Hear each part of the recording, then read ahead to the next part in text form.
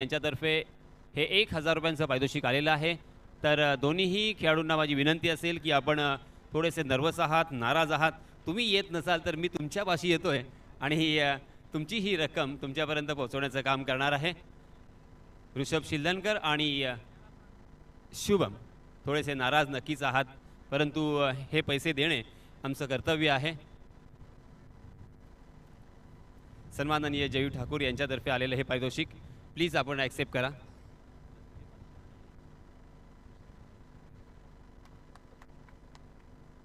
Over to combox. Thank you Yasin sir. नाणेफेकीचा कौल जिंकला यावेळेला झिराडने, मगाशी सुद्धा जिंकला होता, पैशांनी सुद्धा पहिला कौल जिंकला होता। आता निर्णय लागला की झिराड संघ क्षेत्ररक्षणाला मैदानात उतरला आहे। 5 षटकांचा सामना आहे। 5 षटकांच्या सामन्यामध्ये आपण पहिली फिल्डिंग करतोय आणि मग त्यावेळेला आपले कोणते 4 गोलंदाज आहे। मला वाटतं ना, हा एक क्रिकेटिंग कॉमन सेन्स ज्याला म्हणतात ना, तो फार महत्त्वाचा आहे की तो तुमच्या कडे असणं आवश्यक आहे की जर तुम्ही मोठी स्पर्धा खेळताय, बघा इथे तुम्हाला 1,55,555 हे स्पर्धेचं प्रथम क्रमांकाचं पारितोषिक आहे आणि जेव्हा तुम्ही मोठी स्पर्धा खेळता त्यावेळेला तुमच्याकडे कुठल्याही स्वरूपामध्ये एखादा आपण म्हणतो ना की कमकुवत खेळाडू असून जमणार नाहीये। तुमच्याकडे तितकेच तरबेज खेळाडू असले पाहिजे। We don't care about that की तुम्ही गाव टू गाव लॉट्समध्ये खेळताय, तुम्ही टीम टू टीम लॉट्समध्ये खेळताय, तुम्ही स्पर्धा खेळताय आणि स्पर्धा खेळताना प्रत्येक वेळेला अशाच स्पर्धा खेळताना तुम्ही अशाच प्रकारे रेडी राहायचं असतं की तुम्हाला ही स्पर्धा जिंकायचं आहे।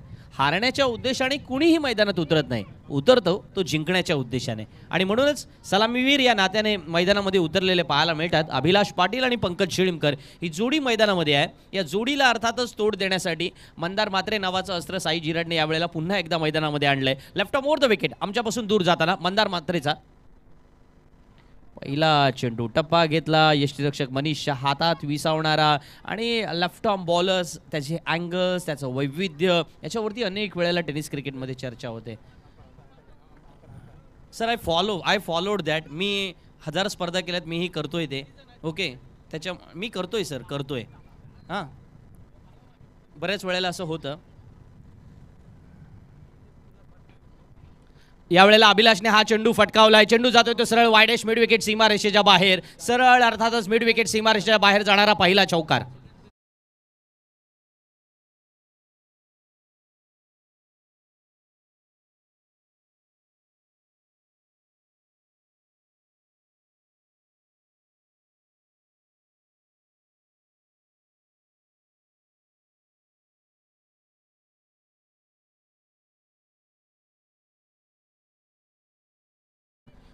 मंदार मात्रेचा आखूड टप्प्याचा चेंडू होता आणि वायडेश मिड विकेटला क्षेत्ररक्षक थोड्या अंशी का होईना जो दूरवर तैनात केला गेला होता, म्हणजे जवळजवळ वायडेश मिड विकेट होता, डीप मिड विकेटला क्षेत्ररक्षक नव्हता, तो ओळखला गेला। पण मंदार मात्रेच्या नॅचरल अँगलबाबत चर्चा होईल इथे। जेव्हा तुम्ही मैदानावरती खेळता, तो मैदानामध्ये खेळत असताना तुम्हाला तो ॲप्रोचने मैदानामध्ये जावं लागतं की एखादा चौकार येणार आहे, एखादा षटकार येणार आहे आणि त्या पद्धतीने तुम्हाला खेळायचं असतं आणि तेच मंदार मात्रे यावेळेला करतोय। याही वेळेला बघा ऑफ स्टंपला फुलर यॉर्कर देण्याचा प्रयत्न केला गेला, चोरटी धाव यशस्वी होते नाही होते बघूया पंचांचा इशारा काय येतोय। इकडे इशारा आलाय की 22च्या स्वरूपात ही धाव असणार। एकेरी धावांना धावसंख्या वाढून पोहोचले ती 5 पर्यंत। 5 धावा धावफलकावरती आणि या 5 धावा येताना आपण पाहतोय ना की अभिलाषची जी बॉडी लँग्वेज आहे,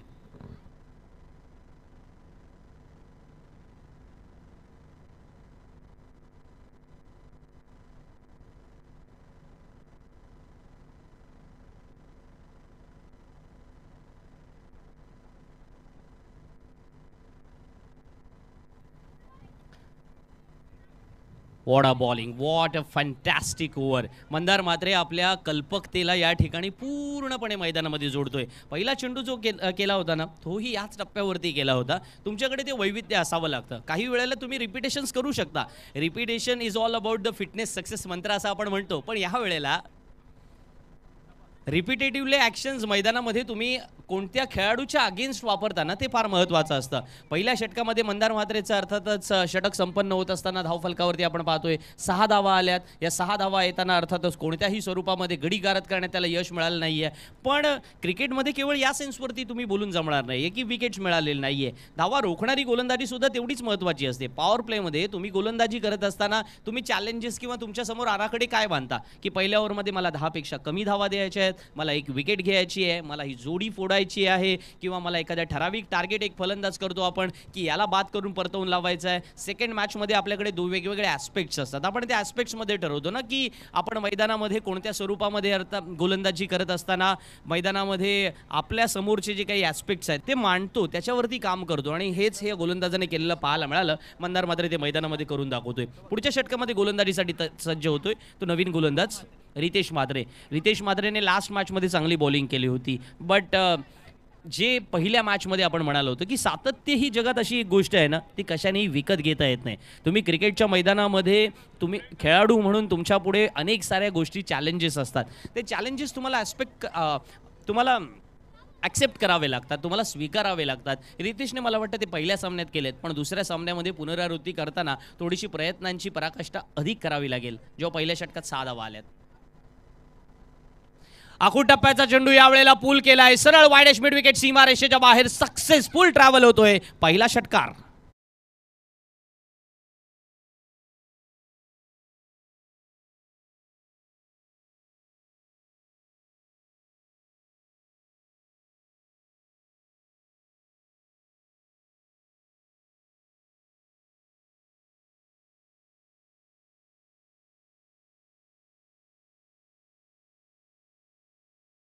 बारा धावा धावफलकावरती आले. रितेश गोलंदाजीला आला, आखूड टप्प्याचा चेंडू दिला आणि पंकज शिलीमकर अशा षटका फलंदाजीसाठी तयार असतो. आपल्याला माहिती आहे की काही चेंडूंची वाट पाहिली जाते, काही चेंडूंची वाट लावली जाते. त्यातला हा सदर असावा. उद्या कदाचित अर्थातच वर्तमानपत्रामध्ये ही बातमी सुद्धा होऊ शकते की पंकज शिलीमकर तुफान फॉर्मात. याही वेळेला लॉंग ऑन वरती खेळलाय, चेंडू बराच काळ हवेत, पण सरळ क्षेत्ररक्षकाच्या हातात. एक डाव तुझा, दुसरा माझा.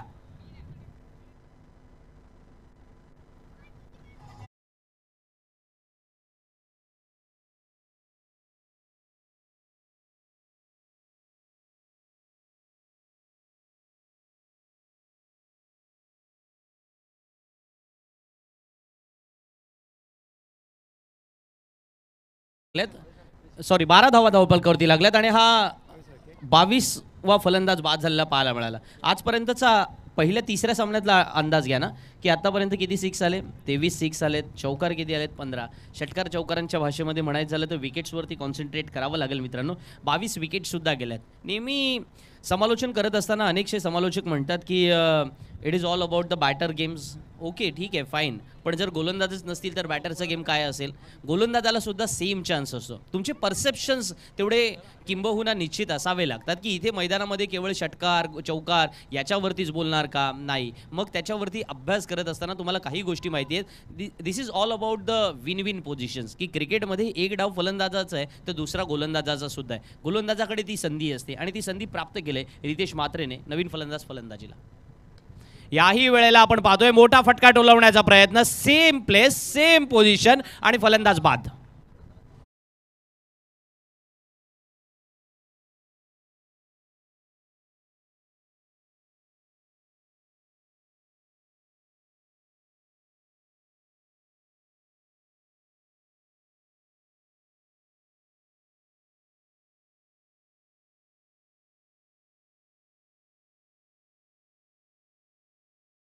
शक्तीपेक्षा युक्तीला प्रचंड महत्त्व असतं असंही म्हटलं गेलेलं आहे. बघा, पहिल्या चेंडूवर षटकार आला. तो षटकार ट्रॅव्हल कुठं झाला होता? वायडेश मिड विकेट एरियात. आता हवा प्रचंड तुमच्या विरोधात आहे. अशा वेळेला लॉंग ऑन लॉंग ऑफ पट्ट्यामध्ये जर चेंडू तुम्हाला भिरकवायचा असेल ना तर ती ताकदही पाहिजे आणि टायमिंगही पाहिजे. टायमिंग हे केवळ राजकारण्यांच्या त्या शब्दालाच असतं असं नाही आहे किंवा कोणत्याही भूमिकेलाच असतं असं नाही आहे. आज समस्तपणे महाराष्ट्रामध्ये मराठा आरक्षणासाठी ज्या पद्धतीने आंदोलन पाहायला मिळते त्यामध्ये मराठ्यांना आरक्षण डिक्लेअर केलं त्याबद्दल शासनाचा आभार व्यक्त करूया. पण अशा वेळेला हॅट्रिकच्या उंबरट्यावरती असणाऱ्या गोलंदाजाने ज्या पद्धतीची ही गोलंदाजी केली ना, बघा, what a bowling. Performance matters. Ritesh Mhatre मगाशी सुद्धा आपण पाहिलं, पहिल्या चेंडूवर चौकार खाल्ला होता, त्याच्यानंतर त्याने विकेट मिळवली होती मागच्या सामन्यामध्ये, आणि आता सुद्धा त्याने तेच केलं की एक षटकार आला, पण त्याच्यानंतर लागोपाठच्या 2 चेंडूवर 2 विकेट आल्यात. आता धीरज शिळीमकर मैदानामध्ये अभिलाषला तो साथ देणार आहे, ज्या वेळेला 12 धावा धावफलकावरती 2 गडी बाद. स्लोवर 1, हाही चेंडू खेळलाय लॉंग ऑन मध्येच, तिसरा फलंदाज बाद. ओव्हर हॅट्रिक होते आणि तिसरा फलंदाज लॉंग ऑनलाच बाद होतोय.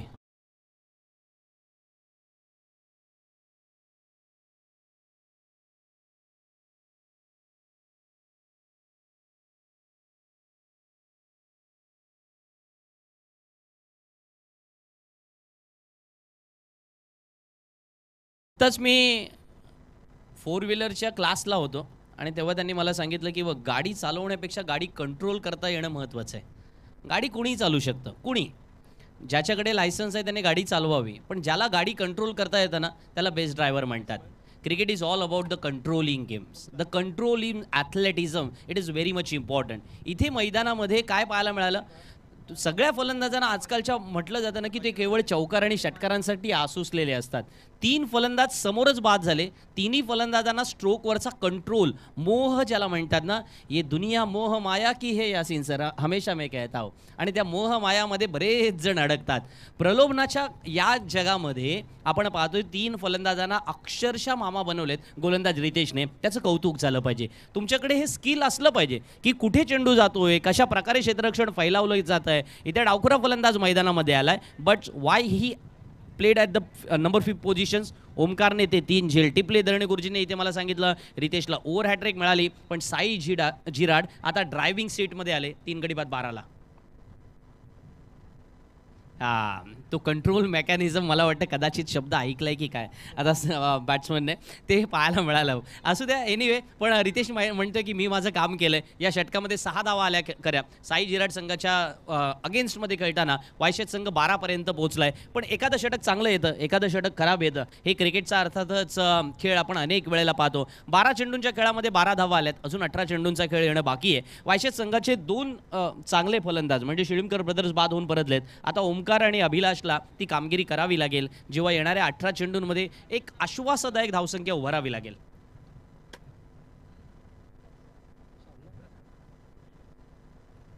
प्रशांत म्हात्रेच्या हातामध्ये चेंडू सुपूर्द केला जातोय. मागच्या सामन्यातील सामनावीर आहे प्रशांत, आणि प्रशांतचं क्रिकेट मी फार जवळून पाहिलंय. म्हणजे कदाचित माझ्या समालोचनाला सुरुवात आणि प्रशांतचं क्रिकेटिंग करिअर या दोन्ही गोष्टी एकाच वेळेला पीकवरती आल्या होत्या, आणि त्या काळामध्ये आम्ही एकमेकांच्या समवेत अनेक गोष्टी शेअरसुद्धा केलेल्या आहेत. आणि प्रशांतकडे ती एक खासियत आहे, तो क्रिकेटमध्ये कधी ना हार न मानणारा खेळाडू आहे. म्हणजे मुंबईच्या विरुद्ध खेळताना विशेषतः ओपन लॉट्समध्ये प्रशांत नेहमी म्हणायचा की मला यांच्या विरुद्ध खेळायला नेहमी आवडतं सर. पहिला चेंडू यावेळेला लॉंग ऑफला ट्रॅव्हल होत नाही, आणि आणखीन एक फलंदाज बाद. ओमकारचा हा 4था झेल.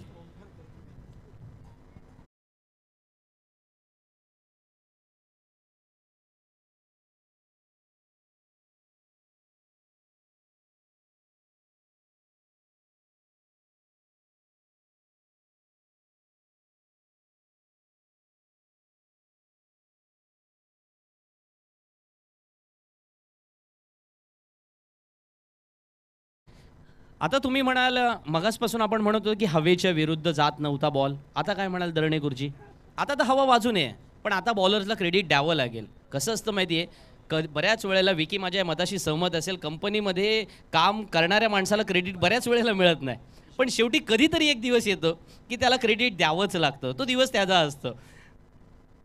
नाही तर चेंज करायची कंपनी. त्याने पुढे लगेच सांगून टाकलं की पुढची कंपनी चेंज करून टाकायची, काही हरकत नाही, कंपनीसाठी आपण नाही आहोत, आपल्यासाठी कंपनी आहे. क्या बात आहे.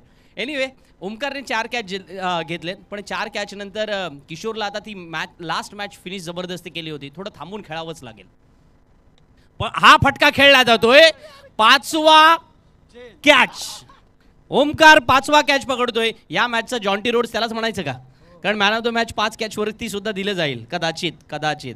या स्पर्धेमध्ये एक आठवण करतो, डीजे मास्टर तुम्हाला थोडं थांबवतोय. सर्वाधिक जो झेल पकडेल ना, कुठे आहे इथे पारितोषिक आमच्याकडे, सर्वाधिक झेल घेणाऱ्या प्रेक्षकाला टीव्ही आहे. हां, आणि इथे सर्वाधिक झेल घेणाऱ्या खेळाडूसाठी काही पारितोषिक असेल मला वाटतं, बघूया माझ्यासमोर आल्यानंतर मी नक्की सांगेन. पण या मॅचला तर 5 कॅच झाल्यात. वळूया डीजे मास्टरकडे. साई झिरडसाठी एक गाणं.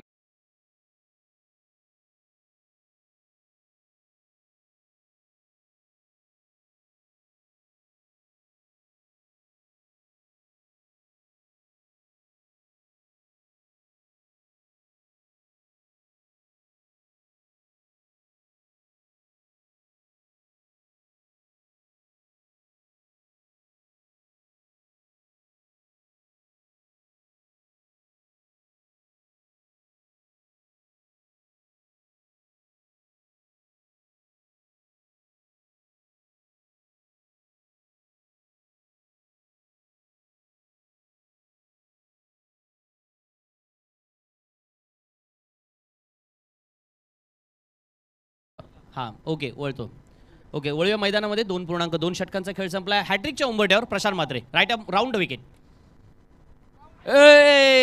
ही मिस द चान्स. मनीष या ठिकाणी रिफ्लेक्शन अर्थातच आपण पाहतोय मैदानामध्ये यशांच्या पाठी यशचे रक्षण करताना हातातून चेंडू निसटतोय आणि एक जीवनदान मिळतं. वायशेत संघाला थोडं सांभाळून खेळताना मैदानामध्ये काही अंशी आपण पाहतोय ना की आता मात्र थोडी परिस्थिती बदललेली पाहायला मिळाली. हा हॅट्रिकच्या उंबरट्यावरती क्षण आला होता जरूर. प्रशांतने गोलंदाजी करणं, मनीषने झेल टिपणं हे अनेक वेळेला अनुभवलंय आपण. काही वेळेला हा चेंडू ऑफस्टमच्या बराचसा बाहेरचा आहे. पंचांचा इशारा आला की सरांचा की हा वाईड असणार आहे. एकेरी धावांना धावसंख्येत भर पडणार. 13 धावा धावफलकावरती 12ची कोंडी फोडली जाते कारण 12 या धावांवरती बरेच फलंदाज बाद झाले.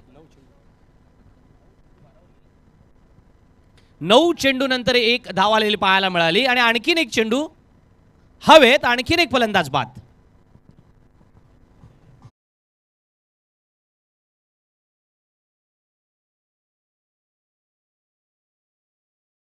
वायशेत संघ अचानकपणे आपण पाहतोय मैदानामध्ये घाटामध्ये गाडी अडकावी तशा पद्धतीने गाडी अडकलेली पाहायला मिळते कारण धावफलकावरती 13 धावा झाल्यात आणि कदाचित अर्पितने तो झेल टिपल्यानंतर तो म्हणाला की ओमकार अरे यार सगळेच तुझ्याकडे नको, आमच्याकडे एखादा बॉल येऊ दे. बरेच वेळेला असतं ना, म्हणजे मी पुन्हा विकीकडे जातोय, नॉट ऑन ग्राउंड मी त्याच्याशी संवाद साधतोय पण ॲज अ फिल्डर म्हणून एक भूमिका असते. विकी नेहमी म्हणतो मी नेहमी वाट बघतो की माझ्याकडे बॉल कधी येईल आणि मी तो कधी फेकेन. काही फिल्डर आमच्यासारखे असतात, ते म्हणतात की आमच्याकडे बॉल येऊच नाही. म्हणजे बरं असतं ना ते की नाही याला तर बरं होईल, चुका होण्याचे चान्सेसच नाही. सो हे क्रिकेट असतं. पण वायशेत संघात एखाद्या खेळाडूला सांभाळून पेक्षा तो म्हणतात ना की मैदानामध्ये स्टारकास्टवाला परफॉर्मन्स दाखवावा लागेल प्रशांत म्हात्रेच्या विरुद्ध. याही वेळेला चेंडू बराच वेळ हवेत. 1 2 3 4 5. हा नशीब बाजूने थोड्या अंशी का होईना जर वायशेत संघाच्या आहे तर आता त्या पद्धतीने थोडं वातावरण बदलावं लागेल. धाव फलकावरती आपण पाहतोय हे सगळं काही म्हणजे याचा ॲक्शन रिप्ले सुद्धा आपण पाहतोय मैदानामध्ये की प्रशांत राऊंड विकेट गेला होता. हा चेंडू ओव्हर पिच बनवून खेळून काढण्याचा प्रयत्न केला गेला.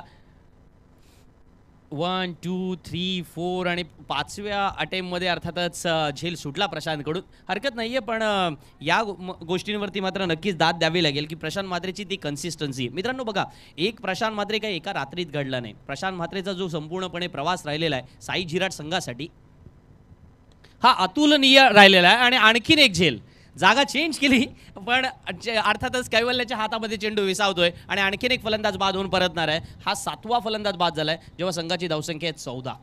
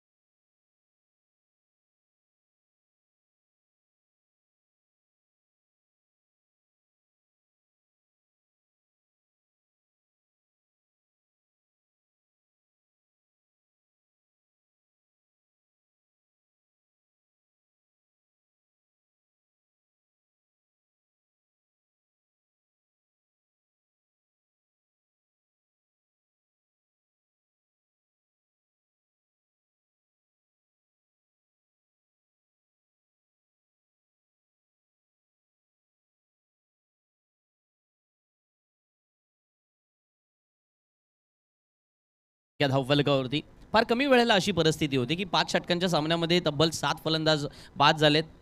प्रणाम नाईक पुरस्कृत गावदेवी वायशेत हा संघ मैदानामध्ये पहिला सामना थ्रिलिंग अशा पद्धतीचा अनुभव होता त्यांच्यासाठी. एका चेंडूत 4 धावांची गरज होती, ते सामना जिंकले. पण त्यानंतर आपण पाहतोय ना की साई जिराट संघाचा कॉन्फिडन्स कसा उंचावलेला आपण पाहिला. सकाळी आल्या आल्या 5 रनची पेनल्टी मिळाली, परत 2 रनची पेनल्टी आली, पेनल्टीवर पेनल्टी मिळत गेली, थोड्या अंशी जरा निगेटिव्ह वातावरण तयार झालं. मॅच हातातून जाते की काय, 6 बॉलला 13 आली. समीरने मॅच आणली, समीर पुन्हा नॉनस्ट्राईकला उभा राहिला, मग प्रशांत गेला, मॅच आली, जिंकले. आता आपण पाहतोय ना 7 विकेट आल्यात, 7 गडी बाद 14 ही धावसंख्या धावफलकावरती आहे. आणि आता नवीन गोलंदाज मैदानामध्ये प्रारंभच्या हातामध्ये चेंडू सोपवला जातोय, प्रारंभ त्या एंडकडून गोलंदाजी करतोय. The end is a very choiceable thing, आपण याच्यावरती बोलावं लागेल. बघा पहिल्या सामन्यामध्ये सुद्धा प्रारंभने सासवणा एंडकडून गोलंदाजी केली होती, याही वेळेला आपण पाहतोय ना प्रारंभ त्याच एंडने आला. आणि प्रशांतने गोलंदाजी करताना डेंजर एंडकडून गोलंदाजी प्रशांतनेच घेतली, लक्षात घ्या. हाही फॅक्टर तेवढाच महत्त्वाचा. मी मगाशी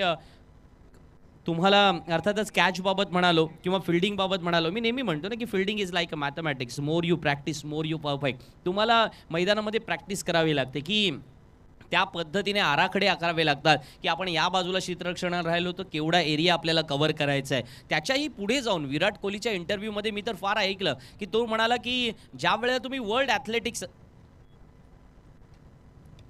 ॲथलीट म्हणून तुम्ही काम करत असता. हा चेंडू आपण पाहतोय पॉईंटला ट्रॅव्हल होतोय, क्षेत्ररक्षक त्या ठिकाणी नाही आहे. रितेश चेंडू अडवणार का?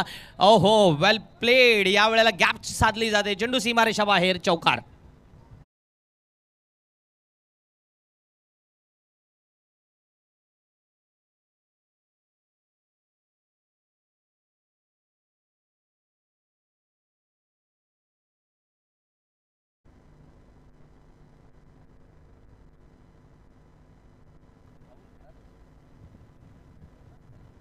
राहुलच्या बॅटमधून निघालेला चौकार पाहायला मिळाला. राहुल लेदर क्रिकेट सुद्धा खेळलाय, सो ही नोज की आपल्याला काही धावा बनवाव्या लागतील आणि त्या कशा पद्धतीने आता इथे कमवाव्या लागतील. हा चेंडू मात्र प्रारंभचा फसवा चेंडू होता. टेनिस क्रिकेटमध्ये अशा प्रकारचे चेंडूवरती बऱ्याच वेळेला मोठे फटकेही मिळतात किंवा विकेट जाण्याची शक्यता सुद्धा असते. Straighter one is always a mystery ball असं नेहमी म्हटलं जातं. मी अर्थातच फिल्डिंग या पोझिशनबद्दल बोलत होतो किंवा फिल्डिंग्स या अर्थातच कॉम्पोनंट्सबद्दल आपण बोलत होतो. अर्थात प्रारंभाच्या या चेंडू नंतर बोलू मित्रांनो.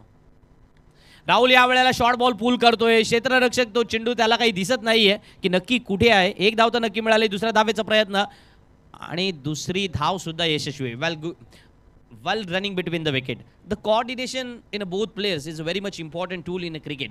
इथे मैदानामध्ये ज्या वेळेला म्हणजे दी ग्रेट सचिन तेंडुलकर सुद्धा म्हणतात की in cricket it is not important how you run but it is important that how you turn. इथे मैदानात तेच तर पाहिलं आपण की राहुलला माहिती आहे 1-1 2-2 काही होई नाही, हरकत नाही. ज्या धावा जमवता येतील अशा धावा आपण बनवूया. 21 धावा तर धावफलकावरती आल्यात. इथे समोर एखादा मोठा फटका मिळेल किंवा त्याच वेळेला मोठ्या फटक्यांवरती फलंदाज बाद झालेत, नथिंग मॅटर अबाउट दॅट. जे झालं ते झालं. नेहमी आपण म्हणतो जे होतं ते चांगल्यासाठी होतं असं न म्हणता आपण फक्त एवढंच म्हणायचं जे झालं ते झालं. 21 धावा झाल्यात, आता आपल्याला बॅटिंग तर आले, आपण त्या पद्धतीने मैदानामध्ये खेळूया. कोणाला तरी कधीतरी बॅटिंग ही करावीच लागणार. राहुल आणि नीरज या जोडीला मैदानामध्ये त्या धावा जोडाव्या लागतील जेव्हा वायशेत संघाला आता गरज आहे. वायशेत संघाचा त्या एखाद्या मंडळीला स्टारकास्ट परफॉर्मन्स दाखवावा लागेल जो मागच्या सामन्यात किशोरने दाखवला होता. यावेळेला बॅकफूटवरती जाऊन चेंडू तटवण्याचा प्रयत्न केला गेलाय, चोरटी धाव यशस्वी होते. हेच मगासपासून पाहतोय. थोडं नशीब आता वायशेत संघाच्या बाजूने सुद्धा आलंय. 2 खेळाडू बचावलेले आहेत मगासपासून. नशीब ही एक पुसटशी रेषा असतं. 4 षटकांचा खेळ संपलाय, 22 धावा धावफलकावरती झाल्यात. या षटकामध्ये आपण पाहिलं तर 23 5 2 7 8 धावा आल्या. 4 षटकांचा खेळ संपला, 23 धावा धावफलकावरती. 1 षटक येणं बाकी आहे, 6 चेंडू. क्रिकेटमध्ये आजकाल गणित असं मोजलं जातं की 3 स्ट्रोक यावे, 4 स्ट्रोक यावे. अपेक्षा असेल वायशेत संघाची सुद्धा की 23 धावा झाल्या, चला कमसे कम 40 धावा व्हाव्या. आणि का नाही, ही अपेक्षा प्रत्येक संघाकडून व्यक्त केली जाते. जर आपण सेकंड राऊंडचा सामना खेळतोय, पुढच्या मॅचसाठी तयार राहायचं, याच दरम्यान आम्ही कॉल देतोय.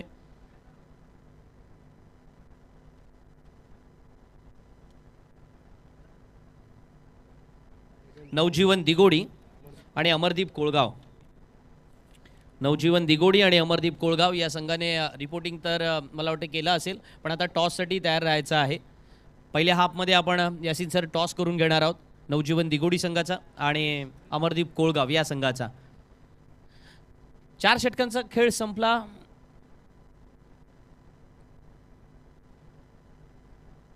रितेश सेकंड ओव्हरसाठी रितेशलाच या ठिकाणी प्रेफरन्स दिलाय. रितेश उलट्या एंडकडून गोलंदाजीला आलाय, पण चेंडू हवेत असणार आणि ओमकारचा 6वा कॅच. आजच्या दिवशी रितेशच्या गोलंदाजीवरचा 4था आणि दिवसातला 6वा कॅच या मॅचमधला पाहायला मिळाला. साई झिराडला आणखीन एक विकेट मिळते.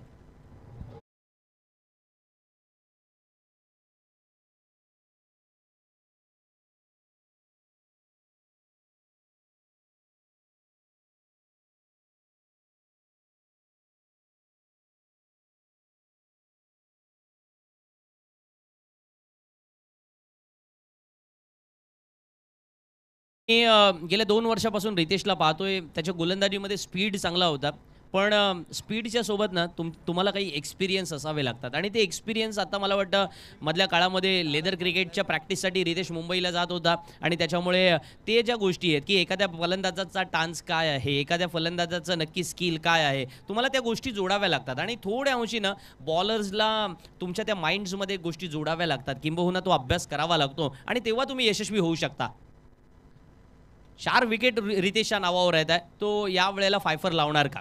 कारण एका सामन्यामध्ये 5 विकेट घेणं हे गोलंदाजाचं जशी हॅट्रिक महत्त्वाची आहे तशी एका सामन्यामध्ये 5 विकेट घेणं हे सुद्धा तेवढंच महत्त्वाचं आहे. यसीन सर 23 धावा 8 गडी बाद 23 धावा याच्यामध्ये रितेशची ती ओव्हर महत्त्वाची आहे. जेव्हा पहिल्या बॉलला षटकार काढला होता. It is all about the past. मी नेहमी म्हणतो की फॉरगेटिंग इज अन आर्ट. मागच्या चेंडूवर काय झालं विसरून जा, पुढे चाला, पुढे करत राहा. Because sports is all about the present tense.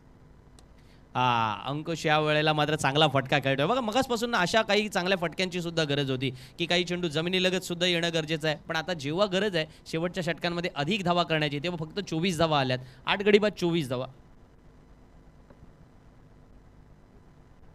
8 गडी बाद 24 ही धावसंख्या धावफलकावरती पाहायला मिळते. प्रोजेक्टेड स्कोर tenniscricket.in माध्यमातून स्क्रीनवरती 25 शो होतोय, बट 4.3 ओव्हर झाल्यात. लास्ट 3 चेंडूवरती राहुल प्रयत्न करणार राहुल करात की या वेळेला मैदानामध्ये मोठा फटका खेळण्याचा आणि रितेश तयारीत असेल तो आपला फायफर लावण्यासाठी.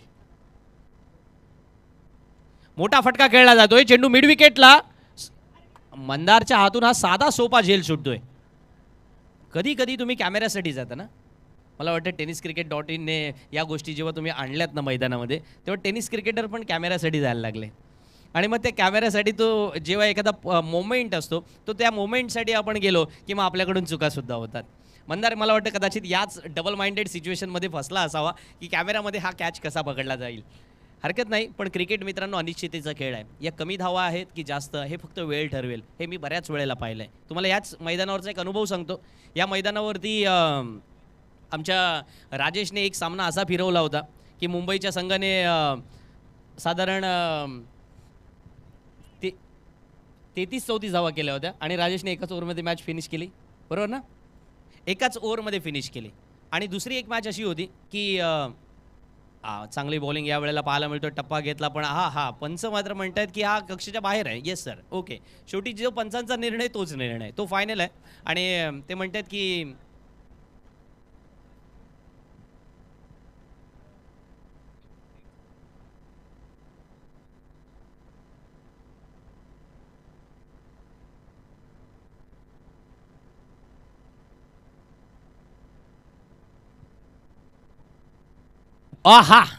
पाचवी विकेट घ्यायची तर आपल्या थाटामध्ये या वेळेला अकाट विलिंग परफॉर्मन्स पाहायला मिळतोय. सरळ यष्ट्या उद्ध्वस्त करणारा आणि 9वा गडी बाद झालाय 26 या धावसंख्येवरती. अंकुश पाटील बाद होत आहेत.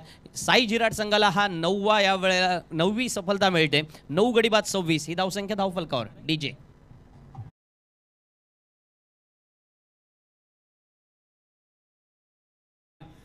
यानंतर होणारा सामना अमरदीप कोलगाव विपक्ष नवजीवन दिघोडी. तर सन्माननीय रमेश नाईक सर यांच्या शुभ हस्ते आपण इथे टॉस करणार आहोत. Who is call. अमरदीप कोलगाव संघाचे कर्णधार इथे टॉस करणार आहेत. टेल हा कॉल असेल अँड इट इज हेड. तर हा नाणेफेकीचा कॉल नवजीवन दिघोडी संघाच्या बाजूने लागलेला आहे. आपला फक्त निर्णय सांगा साहिल. क्षेत्ररक्षण. ओके, दोन्ही संघांना हार्दिक हार्दिक शुभेच्छा आणि वळूया पुन्हा एकदा कॉम्बॉक्समध्ये. Over to Sandeep. Thank you so much sir. 4.5 षटकांचा खेळ संपलाय. 9 गडी बाद 26. आणि आणखीन एक फलंदाज बाद, 6वा फलंदाज बाद होतोय. हॅट्रिक नाही साध्य झाली, इट्स ओके, पण 6वा फलंदाज बाद झाला. याही वेळेला आपण पाहतोय ऑल आउट होतोय 26 या धावसंख्येवरती. येस,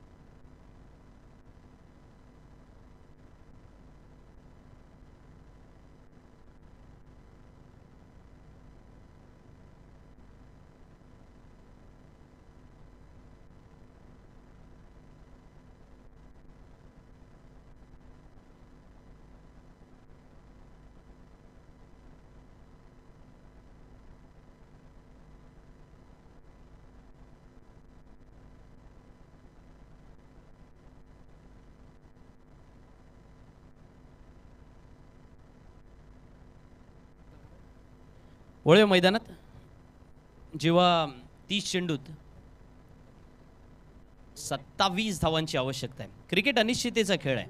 काही जण असंही म्हणतात की या अनप्रेडिक्टेबिलिटीमध्ये एक वेगळा सस्पेन्स सुद्धा लपलेला आहे. पाहायचं आहे की मैदानामध्ये कैवल्य आणि अर्पित ही जोडी समोर असताना साई जिराट संघासाठी वायशेत संघ कोणतं चॅलेंज उभं करतोय.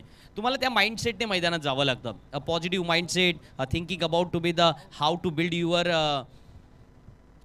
Confidence in a ground. या वेळेला मैदानामध्ये तेच तर पाहायला मिळालंय की जेव्हा गोलंदाजीसाठी राहुल करातने आपल्या हातामध्ये चेंडू घेतलाय त्यावेळेला राहुलला माहिती आहे की ही जोडी फोडणं हे फार महत्त्वाचं असेल. आणि ही प्रत्येक वेळेला काही जोडी फोडली जाणार नाहीये की तुम्हाला किंबहुना आज मैदानामध्ये विकेटसाठी जायचं आहे, धावा स्टॉप करण्यासाठी जायचं आहे. या कम्प्लीट जे 2 डायमेन्शन्स असतात ना क्रिकेटमध्ये, ज्याला आपण साऊथ और नॉर्थ पोल म्हणतो एखाद्या बॉलरच्या मधले, ते दोन्ही पोलवरती तुम्हाला अभ्यास करावा लागतो. त्यातला एक सुवर्ण मध्य गाठावा लागतो, तेव्हा विजय तुमचा असतो. यावेळेला मोठा फटका खेळलाय, अर्पित थांबणार नाहीये, चेंडू सीमारेषेच्या बाहेर, पहिला षटकार.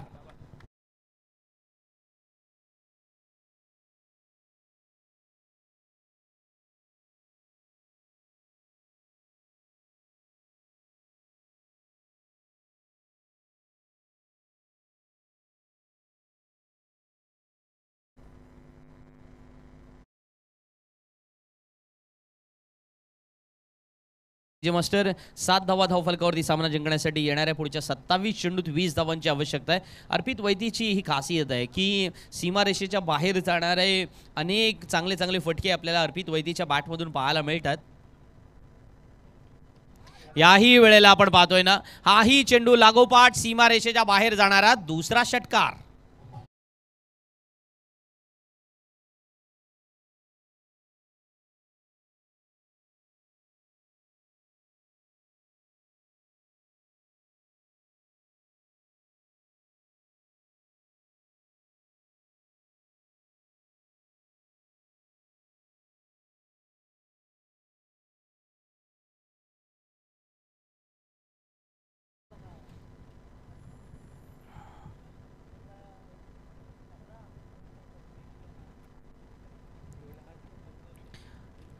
लागोपाठ 2 चेंडूमध्ये 2 षटकार आलेत. अर्पितला माहिती आहे की आपल्या गोलंदाजाने काम केलंय. आपण जवळजवळ प्रतिस्पर्धी संघाला ऑल डाऊन केलं आणि जेव्हा तुमचे गोलंदाज या प्रकारे कामगिरी करतात तेव्हा बॅट्समनचा जो कॉन्फिडन्स असतो ना, तो अतिउच्च दर्जाचा असतो. इथे राहुल गोलंदाजी करतोय, त्यालाही माहिती आहे की आपल्याकडे कमी धावा आहेत, धावा वाचवायच्या आहेत. पण याहीपेक्षा पॉवर प्लेमध्ये आता साई जिराट संघाला आपल्याला माहिती आहे की त्यांचा जो ॲटिट्यूड आहे ना, क्रिकेट 2 गोष्टींवरती अधिक मोठ्या प्रमाणावरती आपल्यासमोर एक वेगळं चॅलेंज निर्माण करतो. ॲटिट्यूड आणि ॲबिलिटी. ॲबिलिटी बऱ्याच खेळाडूंकडे असेल, म्हणजे ability is all about to be the talent वगैरे जे काही सिमिलर शब्द तुम्ही वापराल ते. पण ॲबिलिटी आणि टॅलेंट जरी तुमच्याकडे असलं ना, तरी ॲटिट्यूड मॅटर करतं की तुम्ही मैदानामध्ये कोणत्या अप्रोचने मैदानामध्ये जाणार आहात. तुम्हाला जिंकण्यासाठी खेळायचं आहे की तुम्हाला फक्त धावा रोखण्यासाठी खेळायचं आहे, विकेट काढण्यासाठी खेळायचं आहे. कारण क्रिकेटच्या मैदानात असं अनेक वेळेला होतं की जेव्हा 36 चेंडूमध्ये किंवा 30 चेंडूमध्ये आता 27 धावांचं आव्हान होतं, प्रतिस्पर्धी तितका ताकदवान आहे, मजबूत आहे. जेव्हा 14 धावा आलेल्या आहेत, आता काही फार कमी धावा राहिलेल्या आहेत, म्हणजेच 24 चेंडूंमध्ये 13 धावा तुम्हाला बनवायच्या आहेत. या 24 चेंडूंमध्ये जर 13 धावा तुम्हाला बनवायच्या असतील ना, तर तुम्हाला 4 चांगले गोलंदाज, आणि 4 चांगले गोलंदाजांपेक्षा मी म्हणतो ना, तो एक पहिला गोलंदाज ज्याने ती सनसनाटी निर्माण करणं गरजेचं आहे, ज्याने प्रतिस्पर्धी संघाच्या मनामध्ये भीती निर्माण करणं गरजेचं आहे की यार नाही, ही मॅच आपण एवढी हलक्यात घेणं गरजेचं नाही आहे. पण तसा परफॉर्मन्स होणार का? काही वेळेला नशिबाची साथ असावी म्हणून आपण अपेक्षा व्यक्त करतो. काही वेळेला आपण आपले प्रयत्न कमी पडलेत म्हणून आपण आक्षेप नोंदवतो. आणि काही वेळेला आपण असंही म्हणतो यार एका दुसऱ्या खेळाडूमुळे मॅच गेली. पण cricket is all about the team game. जर आपण हारतोय तर आपण सर्व हारतोय, आणि जर आपण जिंकतोय तरीसुद्धा आपण सर्व जिंकत असतो. इथे पहिल्या षटकात जेव्हा 14 धावा आल्यात, अर्पित वैतीने 4 चेंडूमध्ये 13 धावा बनवलेल्या आहेत. कैवल्य पाटीलला माहिती आहे की आपल्याला फक्त एक बाजू लावून मैदानामध्ये खेळायचं आहे. अशा वेळेला आता अर्पित वैतीकडेच स्टँड आहे, म्हणजे स्ट्राईक असणार आहे, आणि गोलंदाजीसाठी सज्ज होतोय ओमकार पाटील. वैयक्तिक पहिलं आणि संघातर्फे दुसरं षटक घेऊन. छोटं ग्राउंड आहे आणि चेंडू सीमारेषेच्या बाहेर पोहोचवण्यामध्ये अर्पित या वेळेला अर्थातच पुन्हा एकदा प्रयत्नामध्ये यशस्वी होतोय. त्याच्या बॅटमधून निघालेला तिसरा षटकार.